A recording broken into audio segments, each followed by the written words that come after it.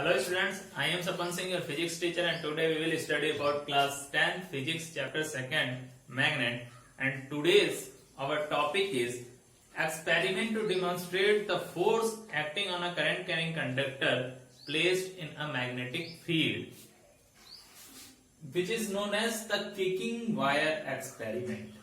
ठीक है, आज हम एक्सपेरिमेंट करेंगे जो ये डेमोन्स्ट्रेट करेगा कि जो force acting on a current carrying conductor when it is placed in a magnetic field, जब भी किसी करंट कैरिंग कंडक्टर को हम मैग्नेटिक फील्ड में एंटर कराते हैं तो उसमें जो फोर्स लगता है मैग्नेटिक फील्ड के थ्रू, जो उस करंट कैरिंग कंडक्टर पे फोर्स लगता है, उस फोर्स के बारे में हम एक्सपेरिमेंट करेंगे कि किस तरीके से लगता है, जिसका नाम है द किकिंग वायर एक्सपेरिमेंट। क्या नाम है? The kicking wire experiment.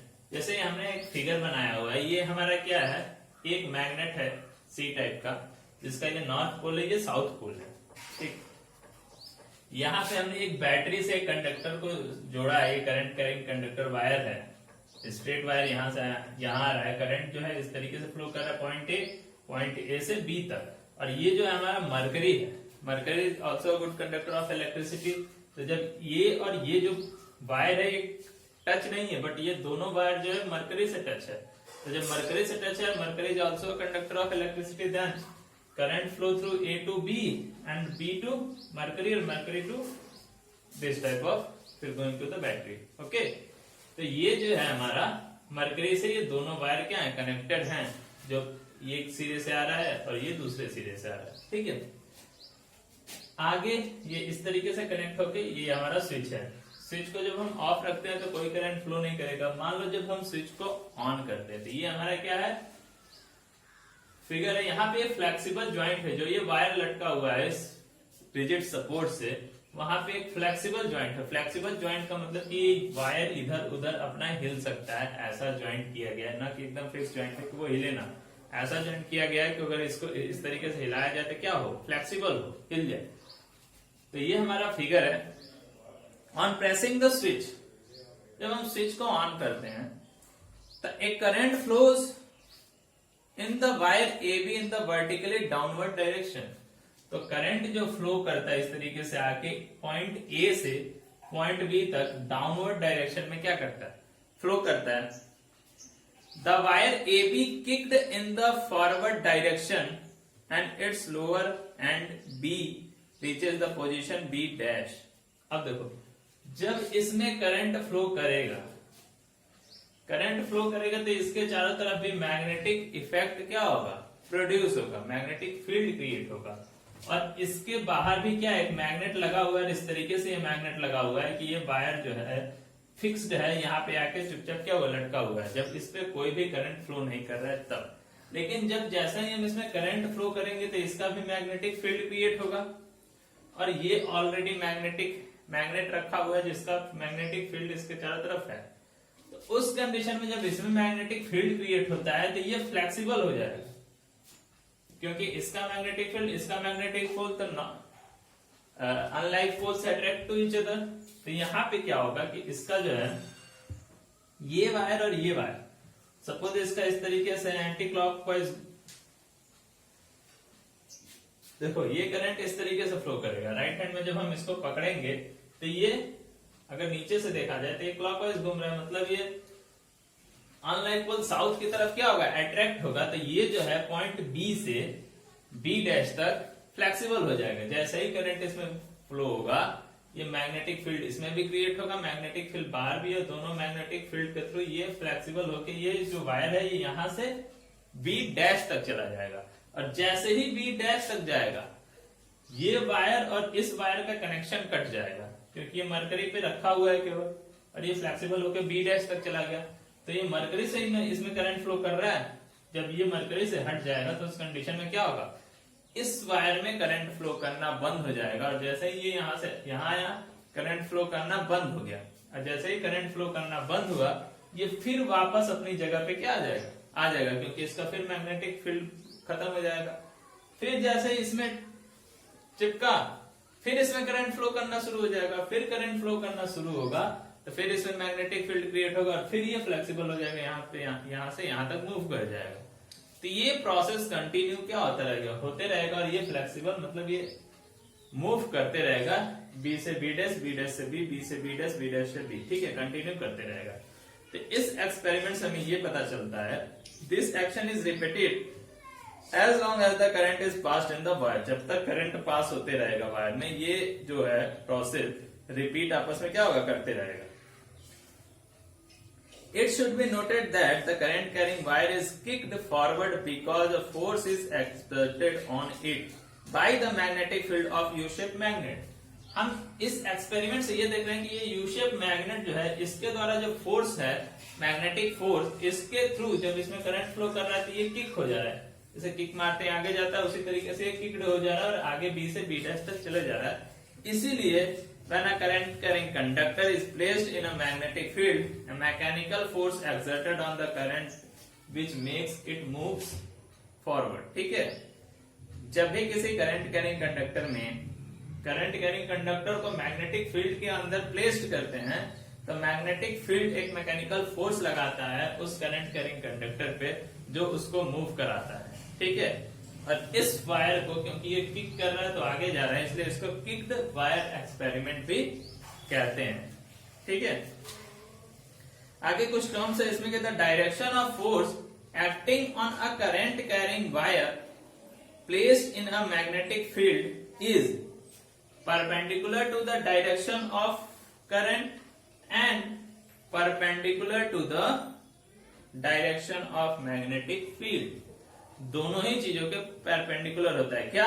तो direction of force acting on a current carrying wire, ये जो हमारा क्या है, करंट कैरिंग वायर है, इस पे जो फोर्स लगेगा मैग्नेटिक फील्ड के थ्रू, जो मैग्नेट लगा है उसके मैग्नेटिक फील्ड के थ्रू इस करंट कैरिंग वायर पे जो फोर्स लगेगा, वो फोर्स परपेंडिकुलर होगा किसके, तो to the direction of current, current की डायरेक्शन के परपेंडिकुलर। अब देखो करंट इस डायरेक्शन में फ्लो कर रहा है, ये इस डायरेक्शन में मूव कर रहा है, परपेंडिकुलर है, and perpendicular to the direction of magnetic field, और इसके मैग्नेटिक फील्ड के डायरेक्शन के भी परपेंडिकुलर ही होगा। ठीक है, तो जो भी है मैग्नेटिक फोर्स वो परपेंडिकुलर होता है करंट के और मैग्नेटिक फील्ड के। ठीक है,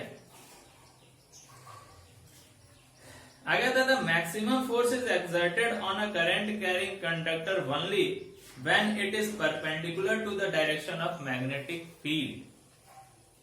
जो इसमें मैक्सिमम फोर्स लगेगा, अभी तो फोर्स लगेगा ये हमने पढ़ा, अब जब मैक्सिमम फोर्स लगेगा तो मैक्सिमम फोर्स एक ही कंडीशन में लगेगा जब इस फोर्स का डायरेक्शन इसके मैग्नेटिक फील्ड के डायरेक्शन के परपेंडिकुलर होगा। ठीक है, तो जब फोर्स का डायरेक्शन मैग्नेटिक फील्ड के डायरेक्शन के परपेंडिकुलर होगा तो इस पे जो लगने वाला मैकेनिकल फोर्स होगा वो क्या होगा, मैक्सिमम होगा। And the direction of a current carrying conductor placed in a magnetic field can be reversed by the reverse of direction current flowing in the current।